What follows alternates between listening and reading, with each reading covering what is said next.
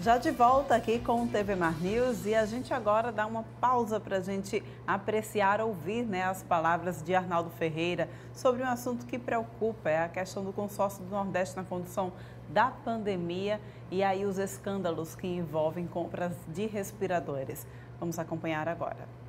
Olha, gente, a Procuradoria da República, Controladoria Geral da União, Polícia Federal, Ministério Público de Contas, Ministério Público Estadual, entre outros órgãos federais e estaduais de fiscalização e controle, mantém as investigações contra o Consórcio Nordeste.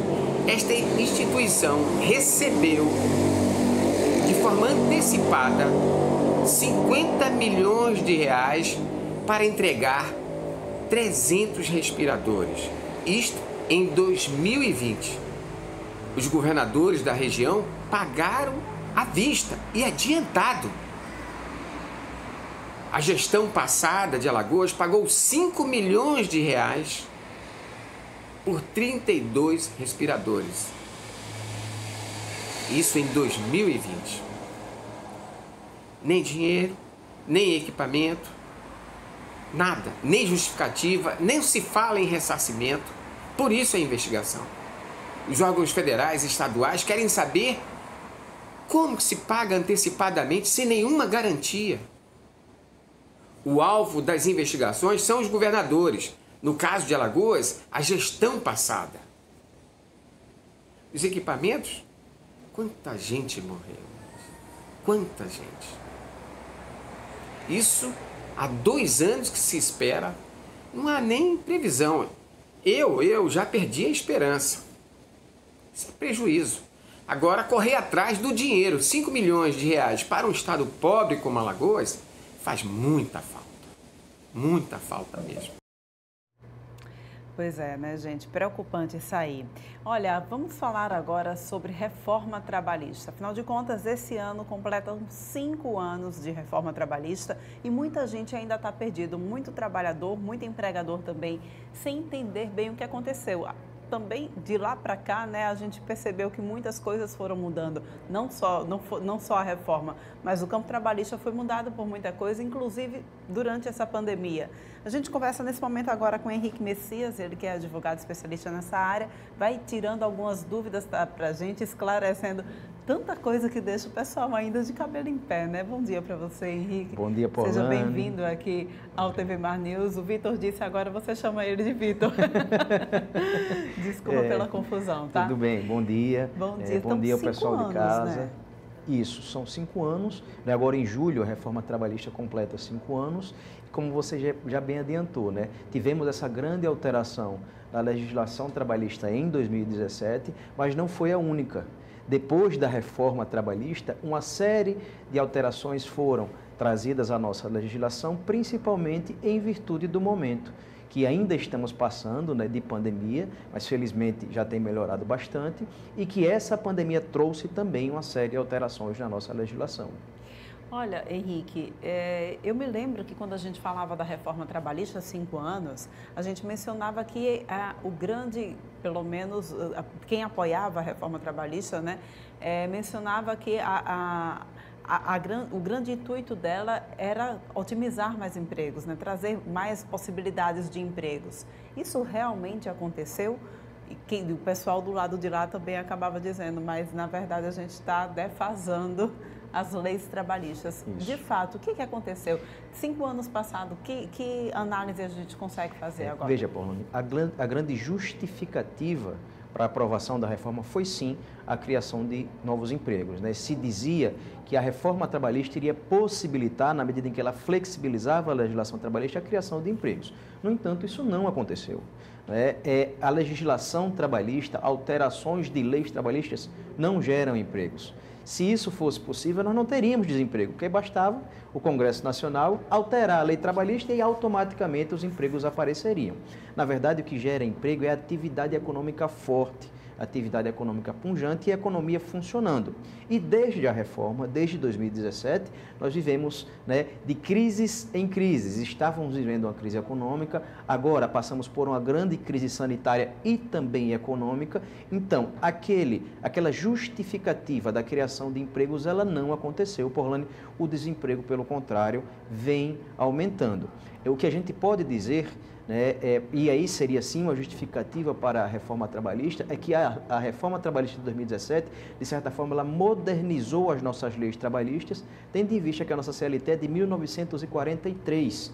E a realidade que nós temos hoje no mercado de trabalho é muitíssimo diferente daquela que nós tínhamos em 1943. Então, houve sim uma modernização da lei trabalhista. No entanto, o grande objetivo ou a grande justificativa não foi alcançada, que seria a criação de empregos. E todas essas mudanças, Henrique, que a gente viu acontecer de lá para cá, né, fora a própria reforma, principalmente com essa questão da pandemia, o que a gente pode citar agora de novo? Continuam valendo continua valendo aquelas medidas provisórias que foram criadas para evitar a perda de trabalho?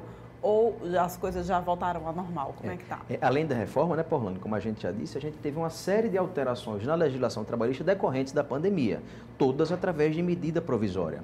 Essas medidas provisórias, elas não estão mais válidas. Nós não estamos mais vivendo o estado de emergência em saúde pública, portanto, aquilo que foi possível se adotar durante a pandemia, a exemplo da suspensão do contrato, a exemplo da redução de jornada e de salário, não é mais possível fazer pelos empregadores através de um acordo com os seus empregados. No entanto, nós temos um exemplo de uma alteração na legislação que essa sim é permanente, que aconteceu durante a pandemia, que é o disciplinamento do teletrabalho. O teletrabalho já era uma realidade antes da pandemia, isso. Né? Já era uma realidade, mas durante a pandemia a gente sabe que a adoção do teletrabalho ela cresceu de forma exponencial. Então, a partir de agora nós temos sim uma disciplina específica do teletrabalho e essa sim é permanente. Pois é, né? Porque parece de fato que veio para ficar. Muita gente ainda trabalha nesse modelo, né? Agora, uma coisa que vem crescido, que a gente percebe também tem crescido muito, são esses empregos informais de entregadores por aplicativo, Uber, enfim. Como é que está a situação desse pessoal? A reforma trabalhista previa isso em 2017? Não, Porlane, não previa. Foi um assunto que ele não foi, né, sequer mencionado à época da reforma trabalhista, e eu diria que hoje, né, em matéria trabalhista, em matéria de legislação trabalhista, é o grande desafio do nosso Congresso Nacional. É urgente, né? Isso, é urgente. Nós vivemos uma grande dúvida, essas pessoas são trabalhadores empregados, com todos os direitos que lhes são assegurados pela CLT, ou são trabalhadores autônomos? Na minha opinião, é uma opinião pessoal, ele está num meio termo, ele nem é empregado, nem tampouco ele é autônomo. Ele tem sim algum acompanhamento pelo aplicativo de entrega ou pelo aplicativo de transporte, e a Justiça do Trabalho em alguns momentos reconhece o vínculo de emprego, em outros momentos diz que aquele vínculo de emprego não existe. Na verdade, nós não temos uma lei específica que trate sobre essa situação. Então, aí sim, a gente precisa avançar na nossa legislação, a gente precisa disciplinar esse tipo específico de relação de trabalho. Henrique, me tira uma dúvida. Tem muita gente que comenta que aqui no Brasil nós temos as leis trabalhistas mais brandas, que a gente tem aqui. Olha, vou usar a palavra, viu? Sim, a palavra sim, que claro. muita gente fala. Diz que o trabalhador do Brasil é preguiçoso comparado a outros países. É verdade? Não, Porlane, não é verdade. O nosso trabalhador, ele não é preguiçoso, e a nossa lei trabalhista ela não é branda. A nossa lei trabalhista, assim como o nosso direito do trabalho, ele protege bastante este trabalhador. No entanto, a gente precisa ter em mente que a nossa lei, a nossa legislação, ela é muito antiga. A realidade que nós enfrentamos hoje é exemplo desses trabalhadores de aplicativos, não é a realidade que nós tínhamos quando essa lei trabalhista foi pensada. Então, a alteração, a modernização da legislação, ela é necessária. Tentou-se isso com a reforma trabalhista. Podia ter sido melhor? Podia ter sido muito melhor. Mas imagino que ainda há, sim, necessidade de adequação e modernização da nossa legislação. Pois é, né? Então a gente precisa ficar atento à necessidade ainda de alteração mesmo com a reforma que foi feita. Mas a gente pode citar alguns pontos positivos também dessa reforma trabalhista, Sim, Henrique? sim, temos alguns pontos positivos. Um ponto positivo que eu trago sempre que falo sobre o tema é a possibilidade de contratação de empregados através da modalidade intermitente. O que é isso? É quando você contrata empregados e esses empregados têm carteira anotada, têm FGTS, 13º, férias, etc. No entanto, você paga por diária, por horas de trabalho, na verdade. Então, aqueles diaristas que nós tínhamos, que não tinha absolutamente nenhum direito trabalhista, hoje podem ser contratados na modalidade intermitente e isso lhes traz a segurança da legislação trabalhista. Então, tivemos sim alguns avanços, mas poderia ser melhor, como eu disse, sim, poderia ter sido muito melhor. Eu acho que é um momento de repensar, né? Não de revogar, como tem se falado, a reforma trabalhista, mas de sim, de melhorá-la, digamos assim, considerando inclusive essas especificidades que nós vivemos hoje. Quais são os grandes pontos que a gente pode citar aqui dessa reforma?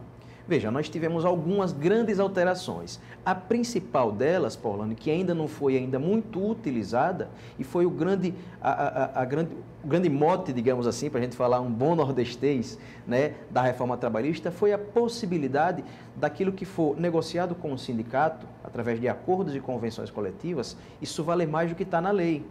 Então, isso traz uma grande possibilidade de você adequar aquela legislação trabalhista à realidade que você vive, naquela categoria, naquela localidade. Então, esse foi uma grande alteração trazida pela reforma, que hoje ainda não é muito usada, mas imagino que será daqui a algum tempo, quando os sindicatos se fortalecerem, que perderam muito espaço, com o fim também da contribuição sindical obrigatória trazida com a reforma trabalhista. Pois é, né? E agora, fica sempre a pergunta no ar, CLT está valendo? Sim, a CLT está valendo, né? Pelo menos para aqueles trabalhadores empregados, que são aqueles que são os trabalhadores tradicionais previstos na legislação trabalhista. A gente tem a CLT sim valendo, né? Ela é uma lei que ela abraça os nossos trabalhadores, ela é extremamente importante, mas penso que ela precisa sim ser modernizada. Muito bem, Henrique, muito obrigada pela tua participação aqui no TV Mar News. A gente volta a se encontrar em outra oportunidade, sim, tá bem? Eu que agradeço, Paulana. Até a próxima. Vamos agora para um rápido intervalo. Voltamos daqui a pouco com mais informações. Já, já.